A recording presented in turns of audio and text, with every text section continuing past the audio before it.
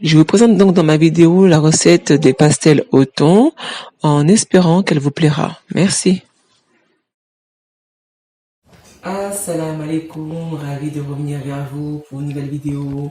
Aujourd'hui, je vais vous présenter une recette mondialement connue qui a été faite et refaite. Mais mes abonnés m'ont demandé donc de faire une recette des pastels. Donc aujourd'hui, je vous présente la recette des pastels au thon. J'ai donc utilisé comme ingrédient de la farine bio, parce que je trouve qu'elle est vraiment facile à malaxer et au plan gustatif, elle est nickel aussi. Voilà, quelle que soit la marque. Donc 1 litre d'huile pour la friture et la préparation de ma pâte, 1 litre de lait, du thon, on a pris 2 boîtes de 190 grammes, des épices que j'ai trouvé dans un commerce où il y a du l'ail, poivron, poivre, oignon et coriandre, et je trouve que ces épices là sont nickel pour l'assaisonnement du thon. J'ai pris aussi du poivre séparé, rien n'empêche que je puisse mettre les deux. Ensuite, un sachet de levure, du sel fin, 4 œufs, des oignons moyens, de la tomate concentrée, l'équivalent de 3 cuillères donc à café, de l'ail et du persil. Alors, le persil que j'ai utilisé, c'est un persil que j'ai déjà préparé à l'avance, que j'avais congelé. Vous pouvez éventuellement voir ma vidéo Tiep Dien Dasta pour voir comment est-ce que j'ai préparé mon persil. Et bien sûr, mon bol dans lequel je ferai la préparation de ma pâte. Un bol, donc, comme vous voyez, assez large, pour pouvoir vraiment malaxer facilement. C'est beaucoup plus pratique. Et si vous n'en avez pas un, essayez de prendre un contenant quand même assez creux pour travailler votre pâte. Et c'est parti pour la préparation. Je vais donc verser un peu de farine, on va dire un peu plus que la moitié pour votre père. Voilà, vous faites comme ça jusqu'à ce que vous sentez que c'est la moitié de la farine.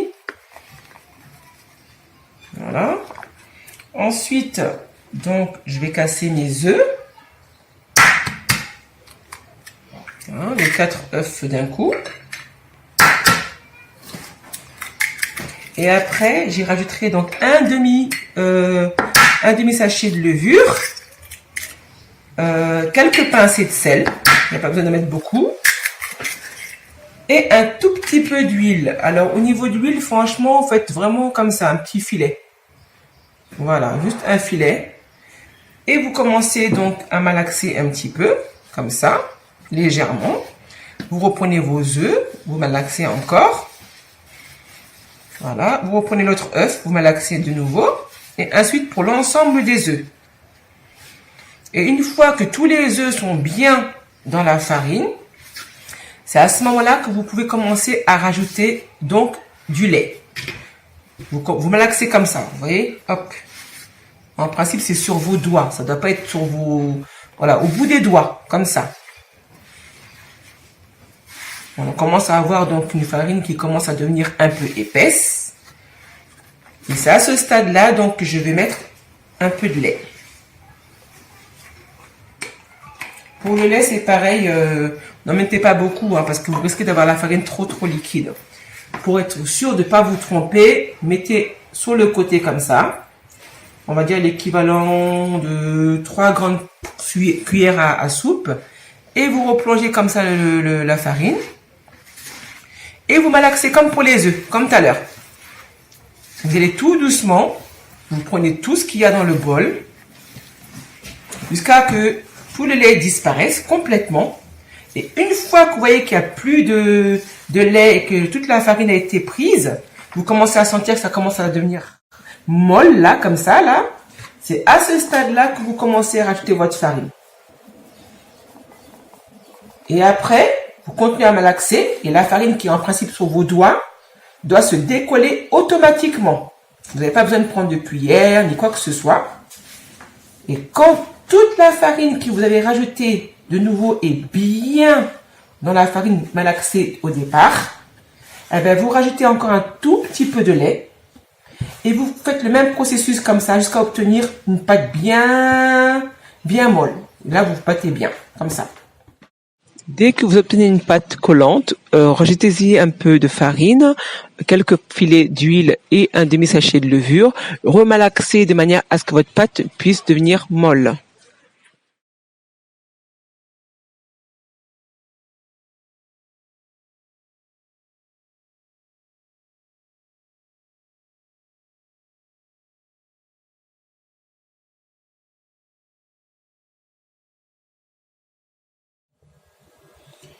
Je vais donc préparer ma farce.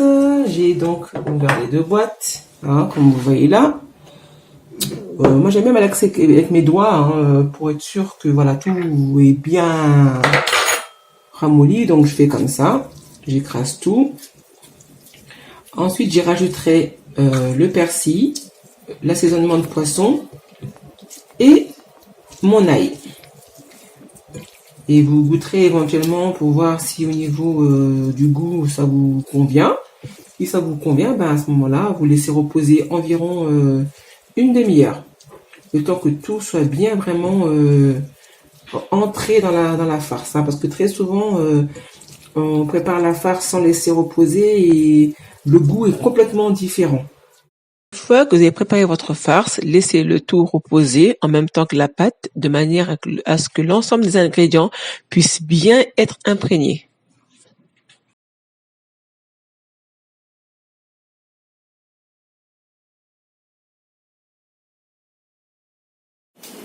Pour préparer donc ma sauce oignon, j'ai utilisé donc une petite marmite. Hein. J'ai mis vraiment un tout petit peu d'huile, pas beaucoup. J'ai laissé donc préchauffer. Et donc je vais plonger mes oignons, les faire dorer. Et une fois dorés, j'y rajouterai donc la tomate et l'assaisonnement, sel et poivre.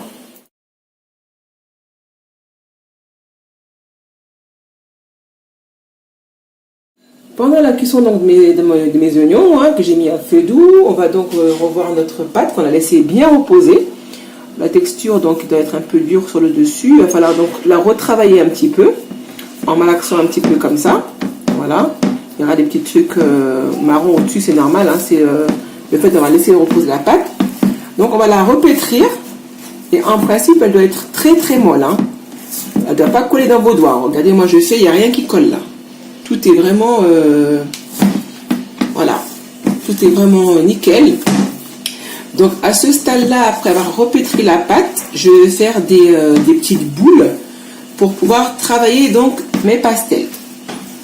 Alors, je pétris vraiment bien. Vous n'hésitez pas d'appuyer pour être sûr de rien avoir oublié au niveau de la pâte, parce que parfois il peut rester des morceaux durs.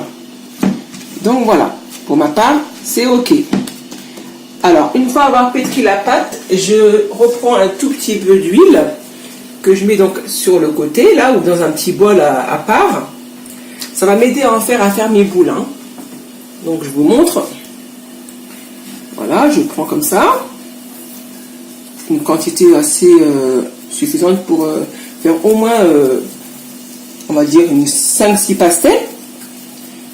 Voilà, je plonge comme ça un peu dans l'huile parce que au moment de travailler la pâte, je mettrai un peu de farine. Voilà, ça c'est pour nous organiser. Voilà, des petites boules comme ça. On va faire comme ça pour toute la pâte. Donc pendant que je travaillais la pâte, les oignons bien entendu étaient en train de cuire tranquillement, hein, toujours à feu doux. Donc c'est seulement maintenant que je vais commencer à remuer légèrement. Là, on voit que ça commence à jaunir.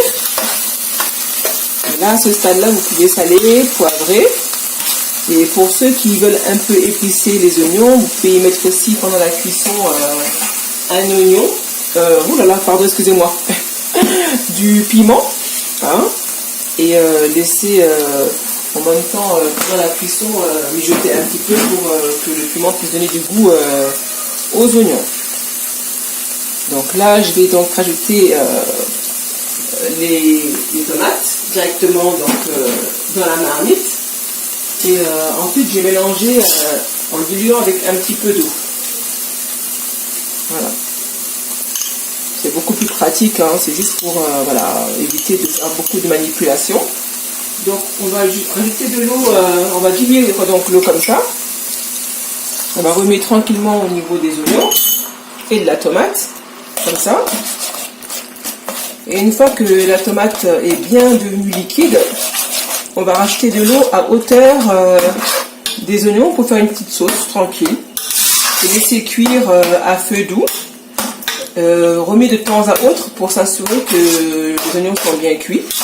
Et toujours, n'hésitez pas à ajouter l'assaisonnement. Éventuellement, ajouter de l'ail si vous voulez aussi. Et puis, normalement, la sauce, elle doit cuire au bout de, on va dire, 20 minutes.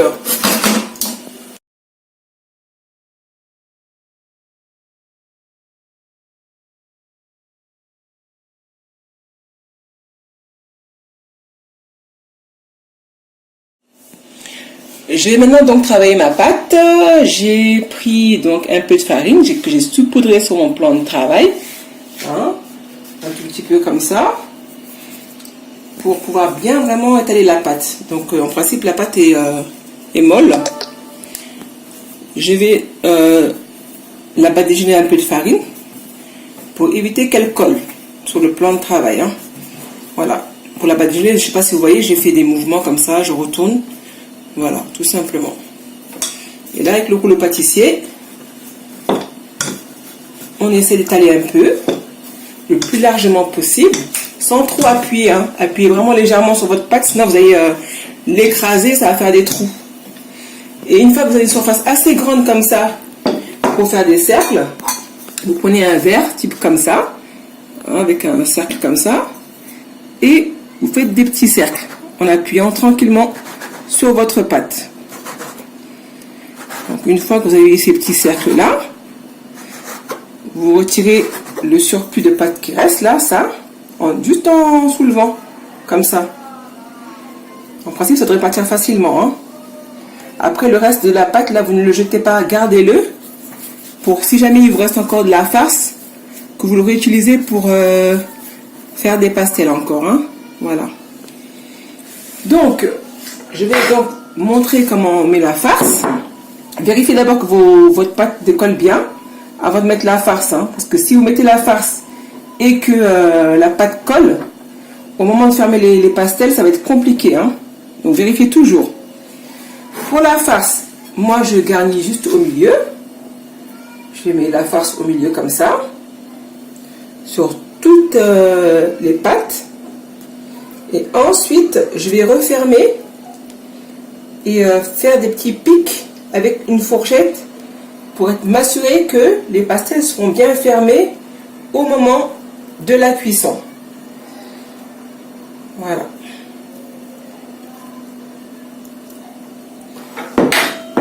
Donc là, je vais fermer une pastel. Alors pour la fermer, c'est pas compliqué. Vous tirez comme ça vers le haut. Avec votre main, vous appuyez un petit peu la face. Vous faites des petits chaussons. Voilà. Et avec vos doigts, vous appuyez comme ça. Une fois que vous avez appuyé comme ça, vous prenez la fourchette et vous piquez. Juste piquer, hein. Pas piquer et tirer, non, juste piquer. Voilà. Vous piquez comme ça. Vous faites ça pour les deux côtés. Et je ferai comme ça pour l'ensemble des pastels.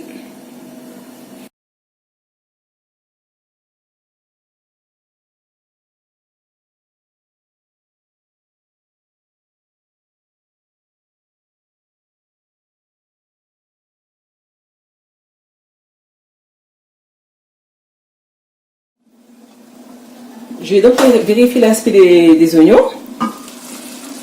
Voilà, donc là, on voit que la sauce a bien descendu. En fait, l'eau qui était dessus les oignons, pardon. Donc, pour s'assurer que les oignons sont cuits, vous remuez comme ça. Hein, et on voit bien que la texture est bien épaisse. Donc, à ce stade-là, en tout cas pour ma part, ma sauce est prête. N'oubliez surtout pas tout au long de la préparation de la farce de vérifier vos oignons. Hein. Voilà, laissez vraiment surtout mijoter à feu doux. Je vais donc maintenant préparer les pastels. J'ai donc préchauffé mon wok, que j'ai mis suffisamment d'huile donc pour faire frire mes pastels. En fait, il faut mettre de l'huile comme si vous faisiez frire des frites. Hein. Vous pouvez aussi faire frire vos pastels dans une friteuse. Alors, pour m'assurer que l'huile est bien chaude, je plonge une seule pastel. Voilà, donc on voit qu'elle prend bien.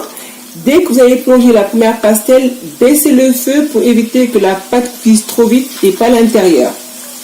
Et on fera comme ça pour l'ensemble des pastels. Laissez dorer vos pastels à feu doux des deux côtés.